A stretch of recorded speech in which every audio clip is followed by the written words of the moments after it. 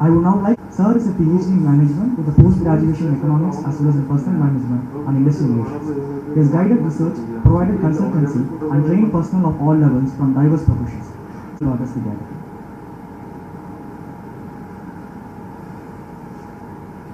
Thank you. To R.N. Ravi G, Dean Corporate Relations and Faculty Affairs of IIM Tiruchirappalli, necessarily twice. With bouquet, ponnade and shreeful as a token of gratitude.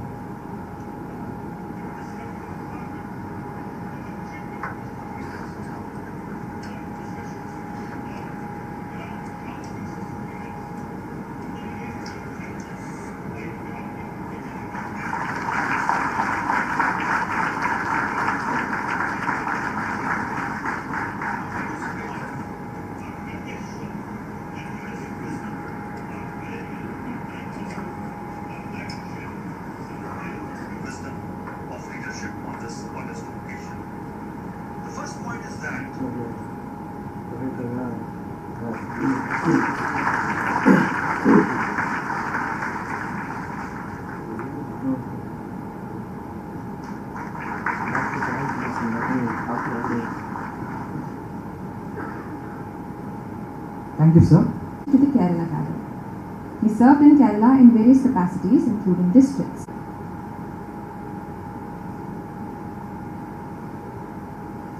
Respected Dr. Pawan Kumar Singh, Director, IIM, Dr. Sravanan P, Chairperson, Corporate Relations, faculty members, leaders of industries,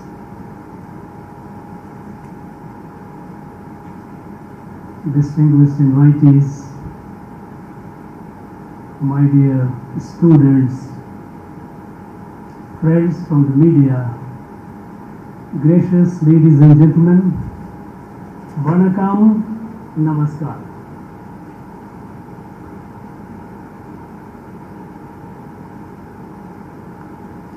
To be with the bright minds of this country, perhaps the best among the best in the world, young, looking forward to an adventurous future,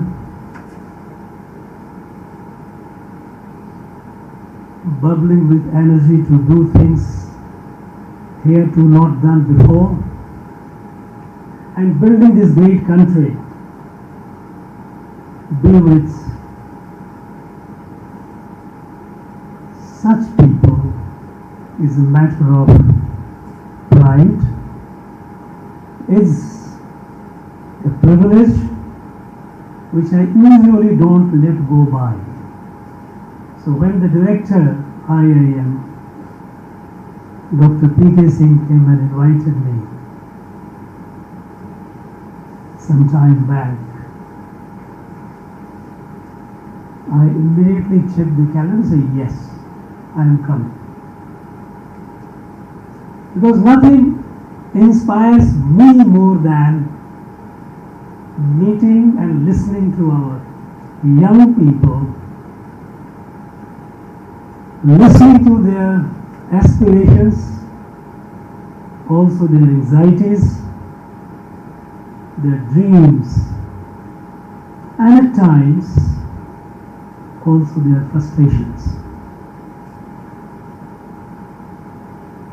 That helped me in understanding where we are heading to. Because the fact is there is a generation gap between me and you. So to get to know. Friends, we know that our country is experiencing revolutionary transformations. transformations at the speed and scale not known before. It is palpable in the air, you can feel it. The country, which until recently, few years back, was at the margin of world affairs, embroiled in the problems within and ignored from without,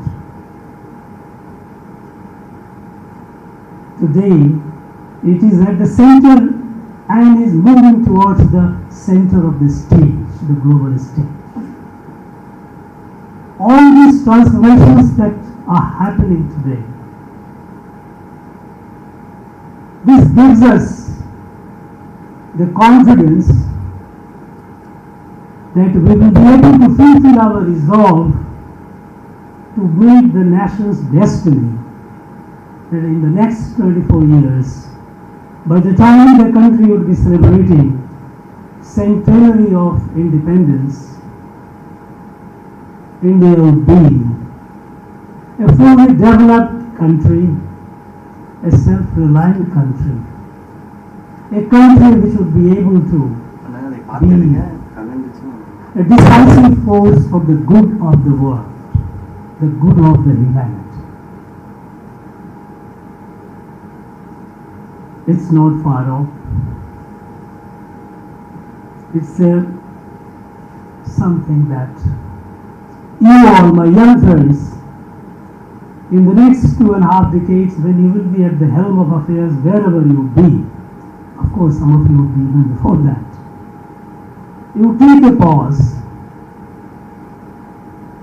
and answer a question that I am putting it today before you. And the question is that each one of you will answer for yourself, what did I do for this country to make it great, make it fulfill its destiny? Friends, today you have a day-long, very, very important conclave. Several experienced and accomplished business leaders will be sharing with you their experience and insight. As I was told, I heard how to navigate through the uncertain time.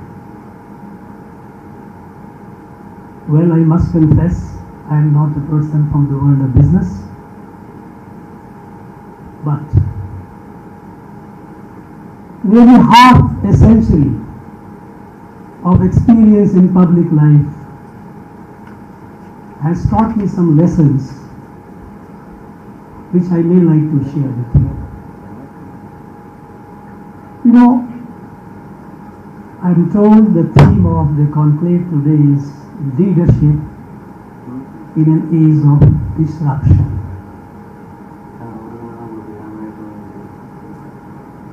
Disruptions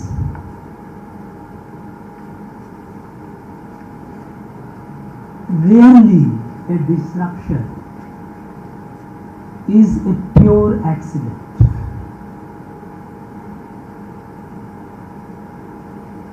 It's rarely a pure accident. Invariably, any disruption, it casts its shadow, howsoever faint that shadow may be, but it is visible to a discerning eye. A disruption, howsoever its footsteps, howsoever subtle it may be, it is audible to a discerning ear. The question is, are you alert enough to see and listen to that shadow and the footsteps? If you are, you don't get overwhelmed by disruption. Disruption doesn't overawe you. In fact, you are prepared for it. And then, instead of disruption overawing you or riding over you, you are able to steer its course. You are able to ride over it. Now, I'm sure you have numerous examples, illustrations, and experienced leaders of the business will share those experiences with you, and your faculty must have shared those with you already. But if you look at some examples,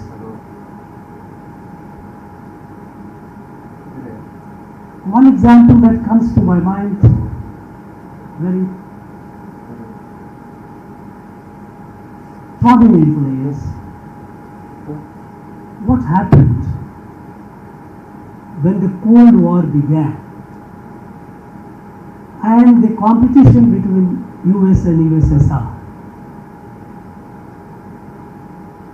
US, United States of America, having established its superiority, military superiority over the world by demonstrating through detonating the nuclear weapons, it has established the military superiority. But the leaders of the United States of America knew that USSR would not be sitting idle. Knowledge is not a franchisee of any one particular set of people. Soviet would be able to develop their nuclear capacity. And then what? Knowing that one time, sooner than later, their rivals would be having this capacity, they began working on next. What next? And the next step they did, what they call the first offset. Offsetting the danger, offsetting the change, offsetting the disruption. They built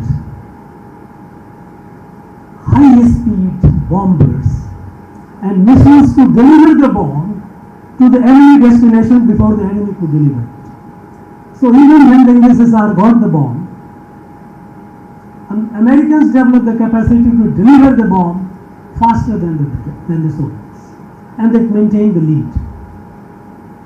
Having maintained the lead, they realized that this knowledge too would not be with them forever.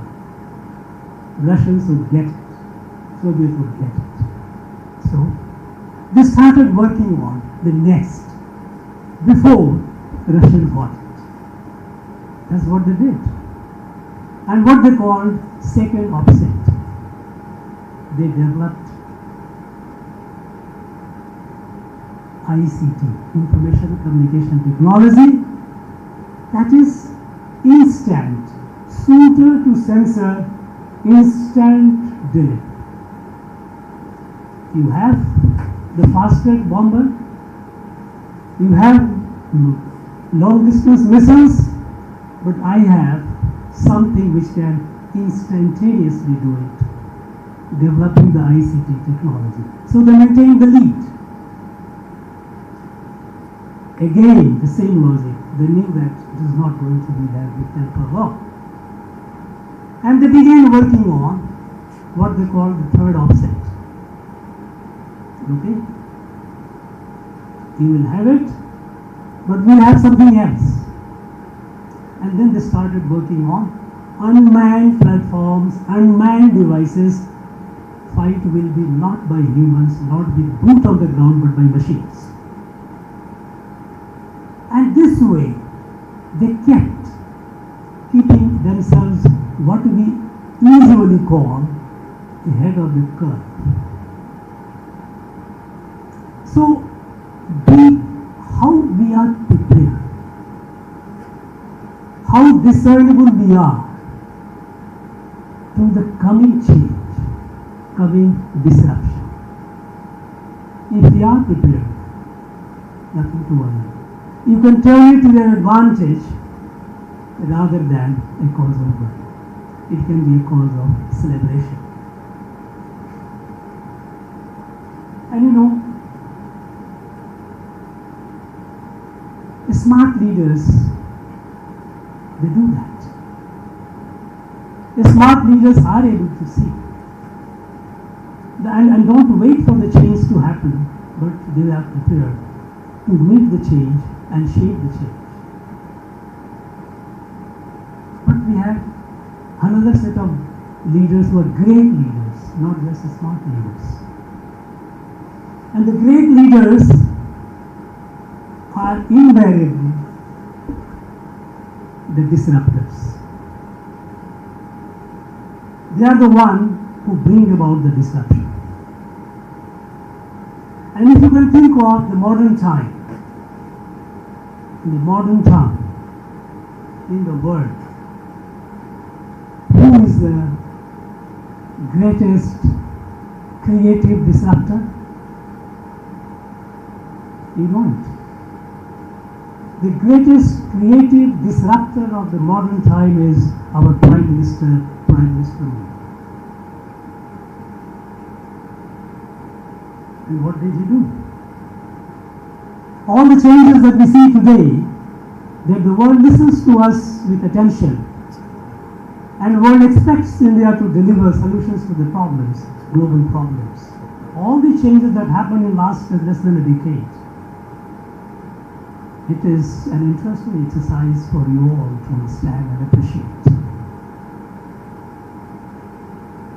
What kind of disruptions that he brought about? When he came in 2014, since it is a leadership conclave, I am referring to a leader and the massive transformation brought about. India, a large country, about 130 crores. The country was home to the largest number of poor, largest number of sick, largest number of illiterate, largest number of villages and places unconnected, large millions of homes not having electricity, and millions homeless. That was the fact. Even after nearly 7 decades of independence, and there was no reason to keep blaming the British for all that. Yes, the British had left us devastated in all aspects of our life. But if it took 70 years and it still we were the home to the largest number of poor, sick, illiterate, unconnected, then there was something wrong. Something wrong in the way we were dealing with these problems. The countries which were behind us, they left us behind.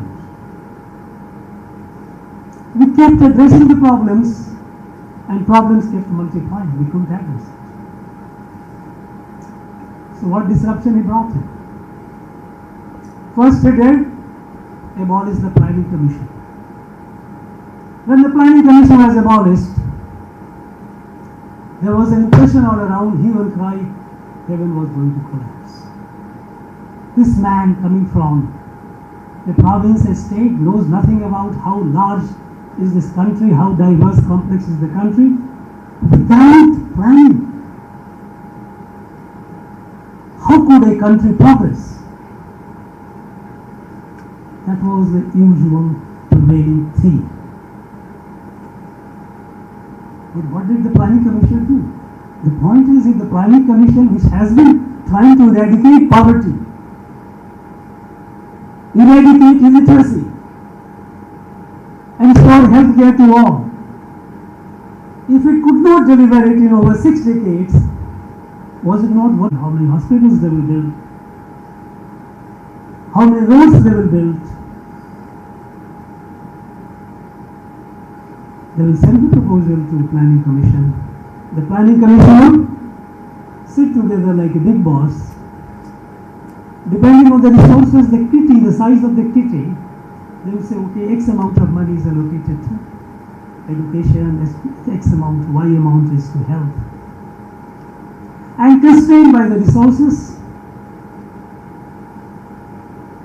the progress will begin, the development will begin. We started building schools, building colleges, building hospitals, building roads. But we always remain behind. And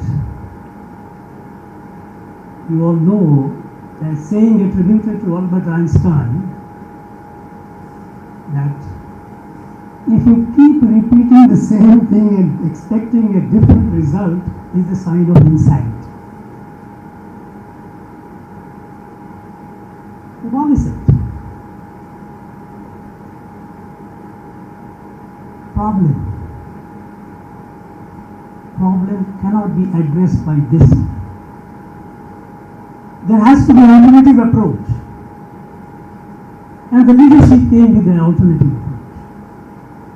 And the alternative approach was, don't address the problem piecemeal, incrementally, address the problem holistically. Confront, catch the bull by the horn. Be it health, be it education, be it building home for the homeless, be it building road, be it power generation, holistic. And this idea to address the problem holistically, it came from a different perspective of the nation. What this country is. What is India? Is it what the British told us, that is a bunch of geographies? At the time when the British were leaving, and they were leaving behind about 600 independent countries within India, and there were concerns some concerns were expressed among some people in Britain that will this India survive? And then Winston Churchill, who hated India, who said, why do you want? India is a geographic expression like equator. Cut it into 1,000 pieces, it remains a part of the equator, it's nothing else. We continue looking at this country as a geography. We kept looking at this country in terms of regions, in terms of languages, in terms of even ethnicity and races. We kept looking at the diversity of the country, which is our strength, which is the beauty of this country, in terms of differences. This was a colonial perspective. And with that perspective, we began addressing the problem of the country, and that led to a lot of imbalances, regional imbalances, south versus north, east versus west. And even in areas which were developed, regions, there were sub-regional imbalances. That is why in a developed states, also we had pockets of dire poverty. It was a Darwinian model of development. It was a development based on a perspective of a country as a geography. It was that sense of geography that when the Chinese occupied a large part of our territory, and when Pakistani captured a part of Jammu and Kashmir, when Chinese captured, and when India was angry and anger was expressed in the parliament, the then Prime Minister said, that rocky desert, not a blade of grass grows there. To mitigate our sense of hurt, the sense of loss. Okay, we have lost it, but nothing much to worry about, that area is not productive. Looking this country in terms of geography as a territory. When you look at the country as a territory, territory is a transaction. People buy and sell.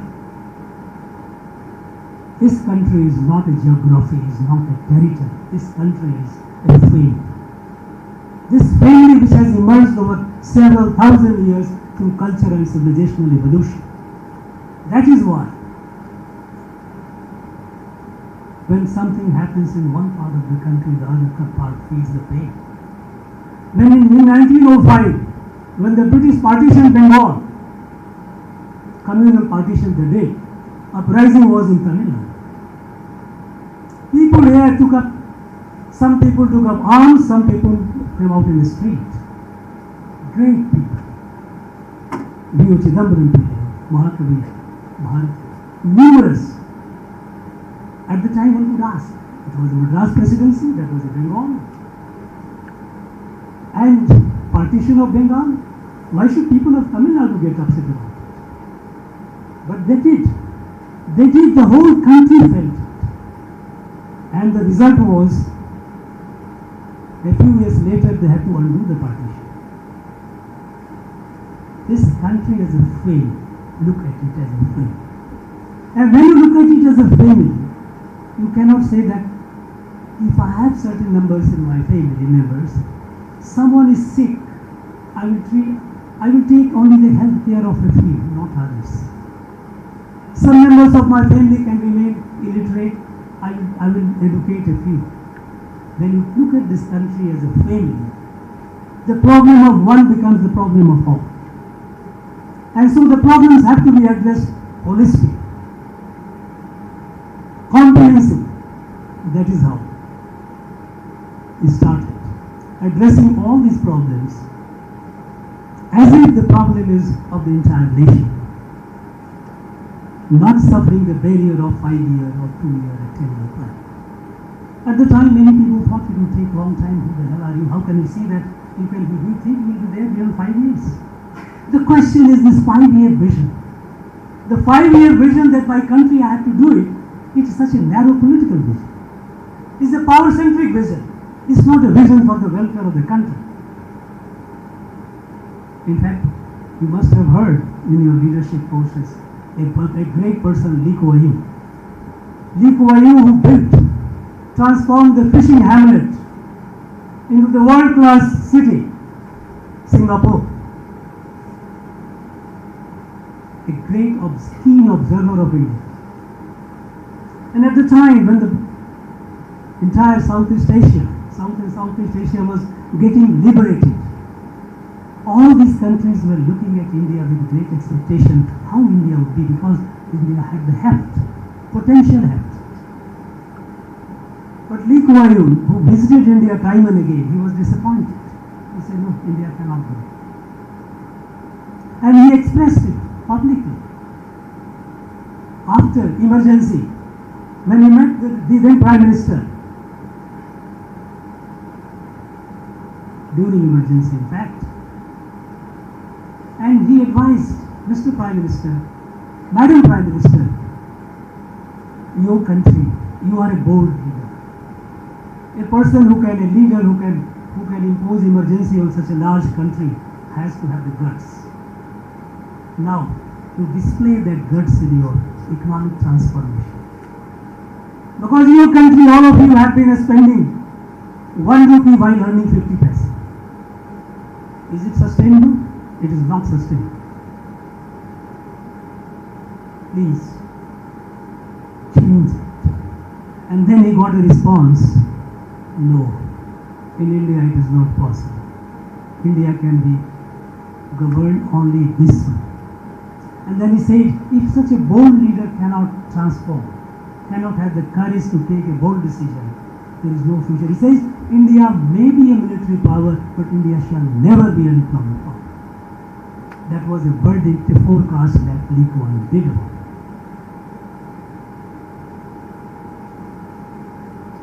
Because we were all constrained by the narrow vision. 5 years. 5 years. Not a long-term vision.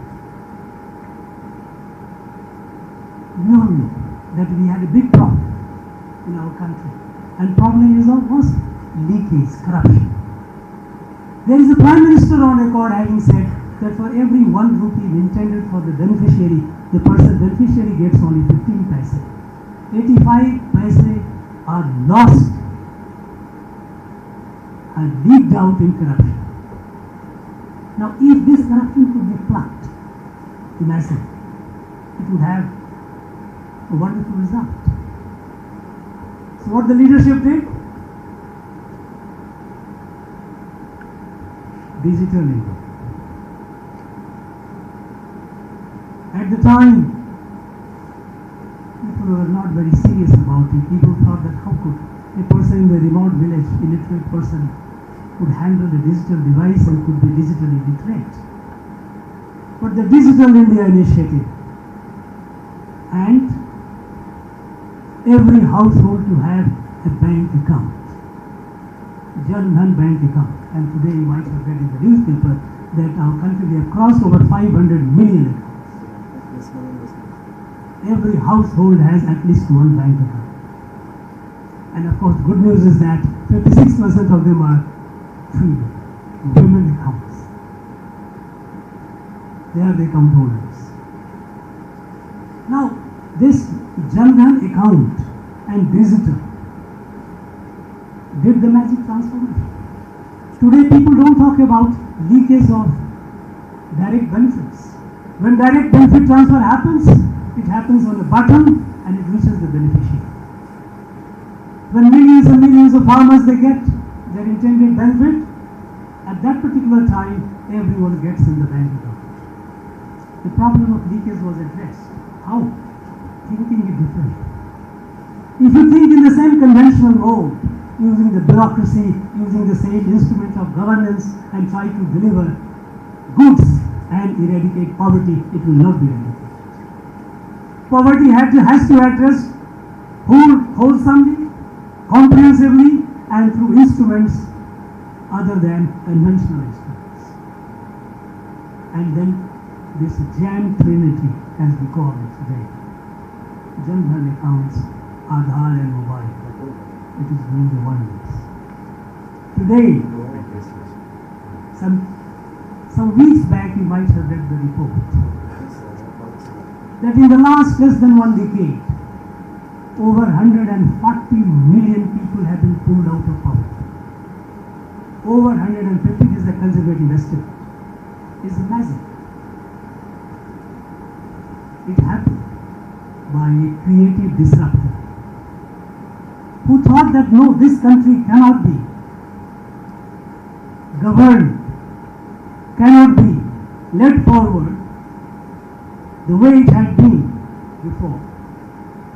And this country deserves a better destiny. It thought, it created a disruption. Today, we all know that in the digital financial transaction, every day India is the largest. 45% of the digital financial transactions that happens in this country, in the world, it happens in India. We don't know where we are the leader. Believing in the power of the people, the genius of the people. Earlier we had a patron-client relationship. Government, everyone who looked to government for delivery. Government was the sole proprietor of change or development. They used to look upon the private sector's private initiative with suspicion.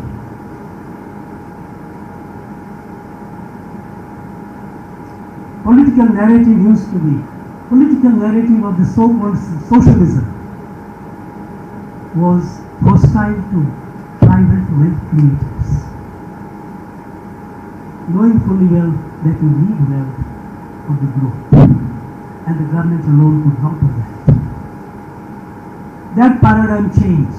That paradigm was broken. Believe in the power of the people. Ask the youth of your country, entrepreneurs of your country. Let their talent, let their strength, let their potential blossom. Create, remove the hurdles as much as you can. Give them an opportunity.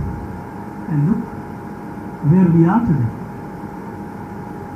In the field of a startup, till about a decade back, we were nowhere. Not even 400, a startup in the whole country. Today we are over 125,000 this country.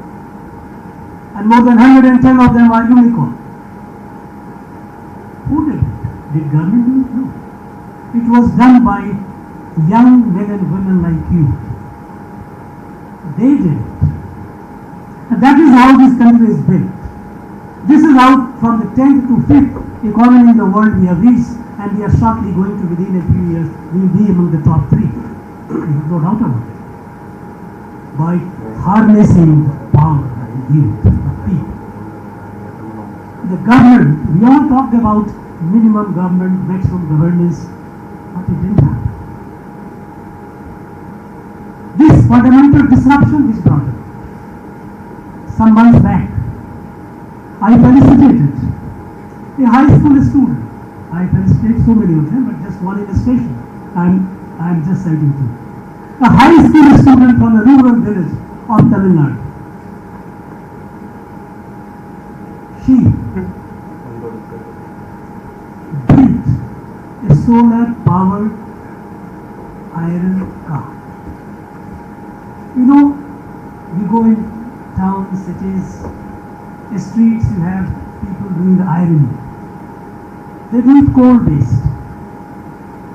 And there are lakhs and lakhs of such mobile on the cart. They come and do this burning iron, they do the iron. And then burning coal, they do the iron.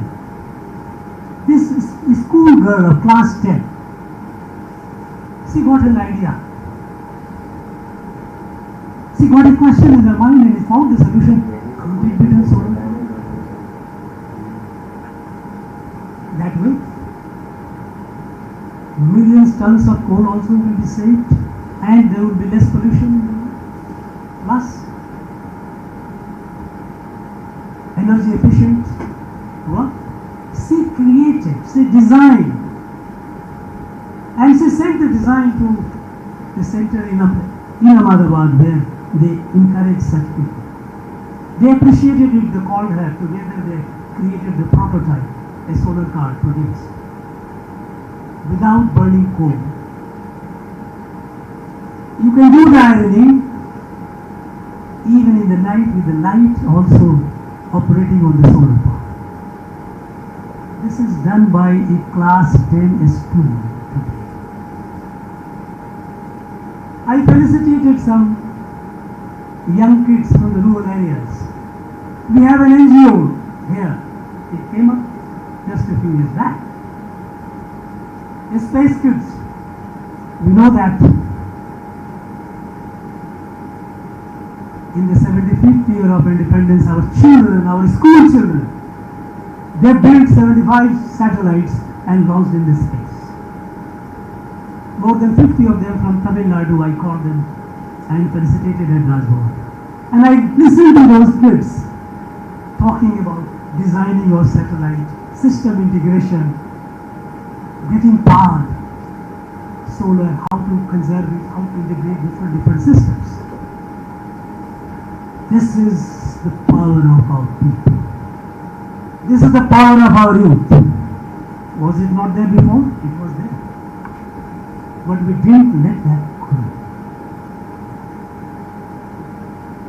And this fundamental transformation that is happening in this country is through this fundamental disruption from the old order.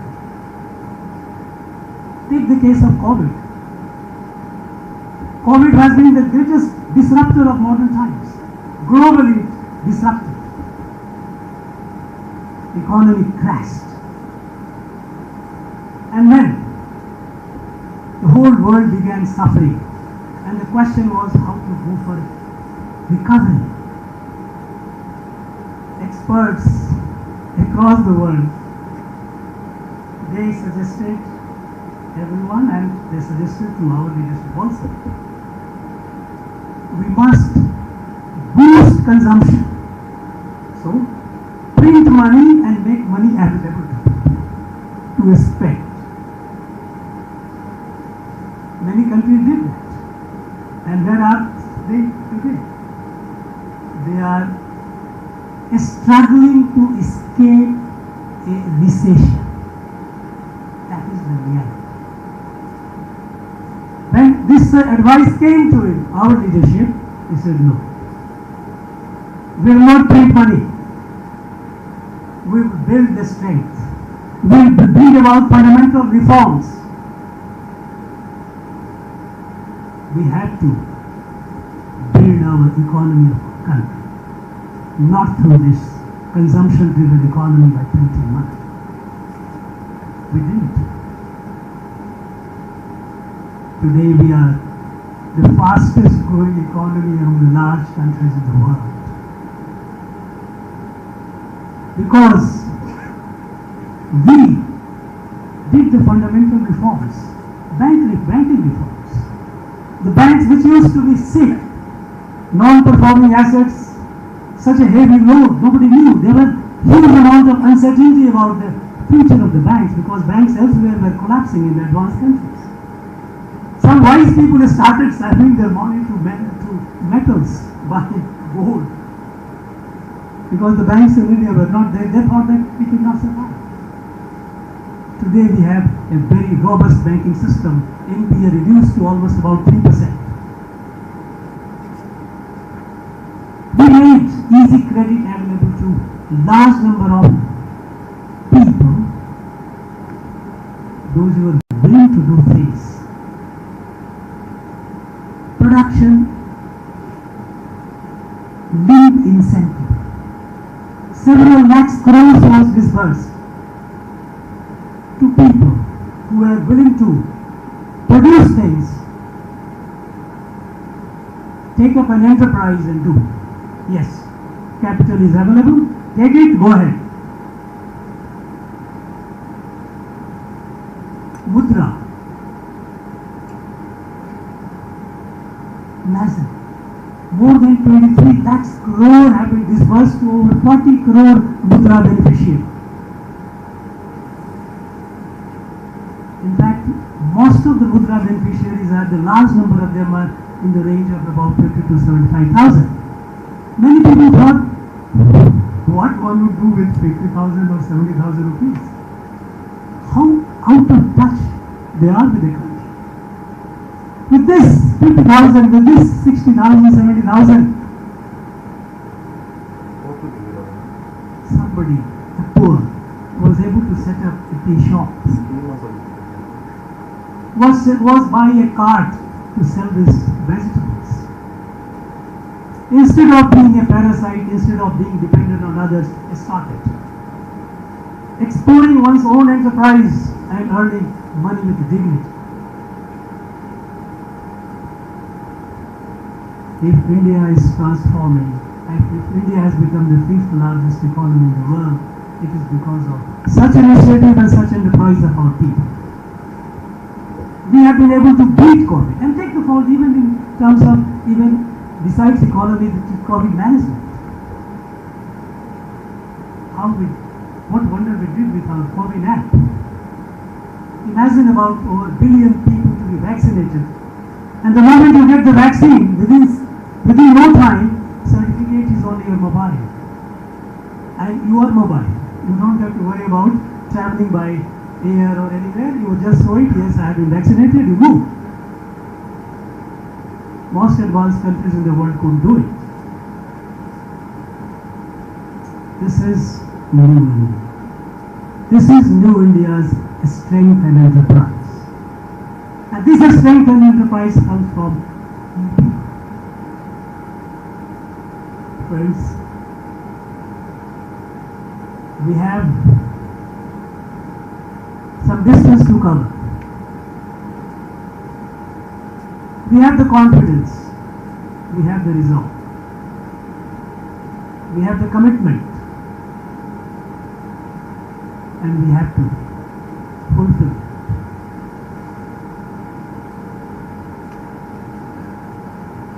Think of something in life. As the nation, sometimes it so happens that when we are too close to the changes happening, phenomenal changes happening, we are not able to grasp the full scope of it. Because the speed and scale at which the change is happening, the transformation is happening, I don't call it change, the transformation is happening, is such that unless you take a pause and try to understand it, you become just a traveler and don't get the full grasp of it. I urge you to think of it. In every field of life. Why is and how is it that the world is looking at this country with expectation? Take the case of climate crisis. Everybody knows that the reason behind the climate crisis is excessive use of hydrocarbons, fossil fuels for energy. And of course energy is needed. Without that, how do you grow? And when the national leadership took the decisions, we will reduce the energy, and at some point of time we will come, we have set the deadline, we will have a zero carbon emission. There were people who wondered, how could such a large country which needs so much for development, which has to cover so much ground, which is so much behind, and think of moving away from fossil fuel? And look at where we are today. More than 40% of our energy is from non-fossil fuel sources. Alternative thinking is, well, there is a sun which has inexhaustible energy. Can't we tap into that? At the time when, in 2016, when India created the International Solar Alliance, there were not many people, there were not many countries who were very forward. There were skeptics around, they were few who became part of it. Today there is a big line. More than 120 countries are members of International Solar Alliance, because now they have realized that yes, it is possible. We set up the target of E10 long years, that is ethanol 10, that 10% of our fuels will be mixed with ethanol, non-carbon. Then we achieved it before target. We set up the target of E20. Again we achieved it before target. We have a target that by 2030, 50% of our energy need will be non-carbon. And I am confident in the enterprise, in the purushart of our people, we will achieve it before. This is new. Feel the pulse of it. Be proud of it and be partnering. My young friends, you will get detail, you will get solutions, you will get cases, you will get case studies will be told to you. But I tell you, no two problems are ever. No two problems. Like this is the beauty of nature. On a same tree, which has millions of leaves, no two leaves are alike. See them carefully. No two leaves are alike. So no two problems are alike. So what will be told and shared is essentially a general sense. Look, this is how we did it. But you can't replicate that.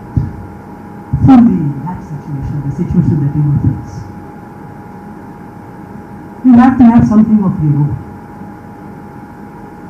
And that comes with who you are and what you wish to be. Your own strength, your own self-confidence. Believe in yourself. Nothing is more powerful than your self-confidence. But of course, the self-confidence backed by self-discipline and hard work. Because self-confidence can be overwhelming confidence and can be destructive if it is just imagined. That's not the self-confidence I'm talking about. If you have the three things, that's what life has taught me. Life is full of ups and downs. There will be setbacks. There will be failures. But no setback is a failure unless you accept the defeat. Don't let the failure defeat you. I have suffered many setbacks. I came from a rural background. I saw electricity only when I reached college. I studied in Karasin lab. I had to walk 8 kilometers one way without a road to go to my school. In most adverse situations.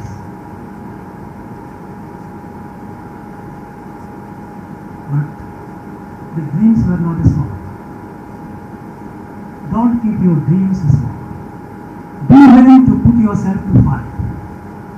is an element of insanity within you, because without that streak of insanity you cannot deliver, cannot achieve anything extraordinary. I have self-confidence, self-discipline, and hard work. And I am sure with this you will all be not only smart but great leaders wherever you are, whichever field of life that you choose. And then in 2047, when you will have children and when you are grown up, at that level of life, you will proudly say, yes, this is this much I did. That is what it must be.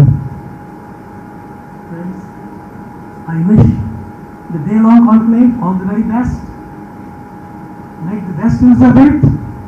Keep your spirit high. Thank you very much. Jai Hind.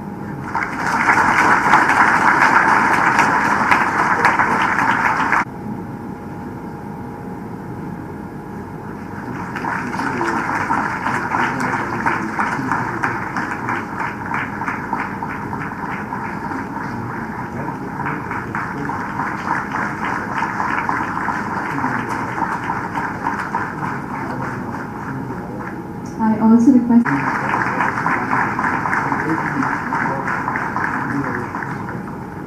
Thank you, sirs. We would now like to invite Professor Abhishek Totawar to propose the vote of thanks.